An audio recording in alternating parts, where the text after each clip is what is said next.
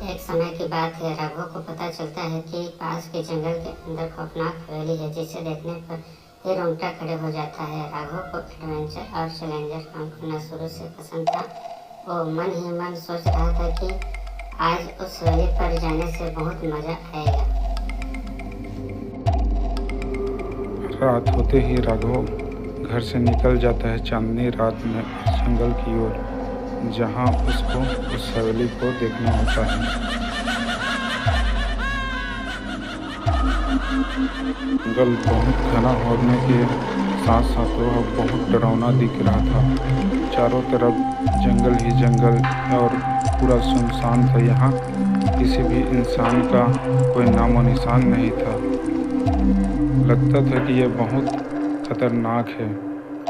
जंगल के चारों तरफ सन्नाटा छाया हुआ है।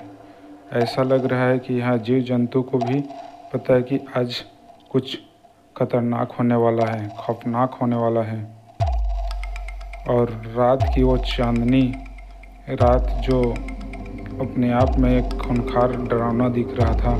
जंगल में पूरा कोहरा छाया हुआ था चारों तरफ से।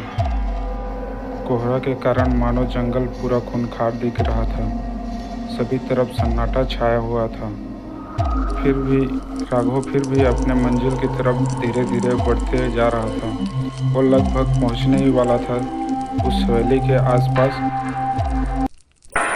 राघव आखिरकार उस हवेली के पास पहुंच ही जाता है और देखता है कि हवेली जितना हवेली के बारे में बताए हैं उससे कई गुना खतरनाक और खौफनाक दिख रहा था। मन ही मन सोच रहा था कि अंदर जाऊं या नहीं जाऊं, क्योंकि हवेली इतना खौफनाक दिख रहा था। वहाँ का मंजर कि अंदर अकेले जाने में भी डर लग रहा था। उसी हवेली के साइड में एक कब्रिस्तान था जो अपने आप में एक अलग कहानी बयां कर रहा था, जिसे कोई अकेला देख ले तो वहीं वहाँ दम तोड़ देगा। इस तरह सा दिख रहा था। राघव थोड़ा हिम्मत जुटाकर उस हवेली के अंदर जाने लगा। धीरे धीरे आगे बढ़ते गया और अंदर हवेली में चला गया। राघव देखता है कि अंदर खून बिखरा पड़ा हुआ था। मानो ऐसा लग रहा था कि अभी अभी यहाँ पर खूनी खेल खेला गया हो। मंजर डरावना था।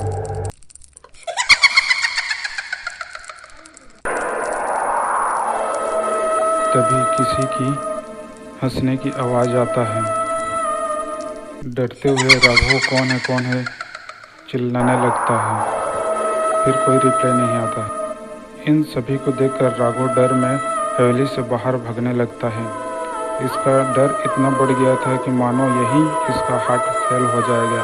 इस तरह से वहाँ से बाहर निकल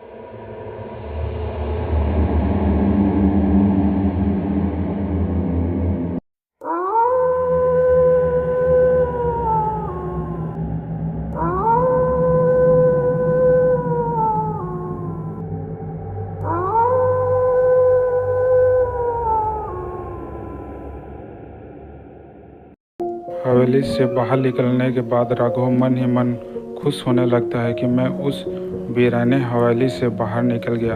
लेकिन राघव को कहाँ पता था कि वो उस हवेली में जाना उसका सबसे बड़ी गलती था। उसके आगे बहुत बड़ा संकट सामने आने वाला था।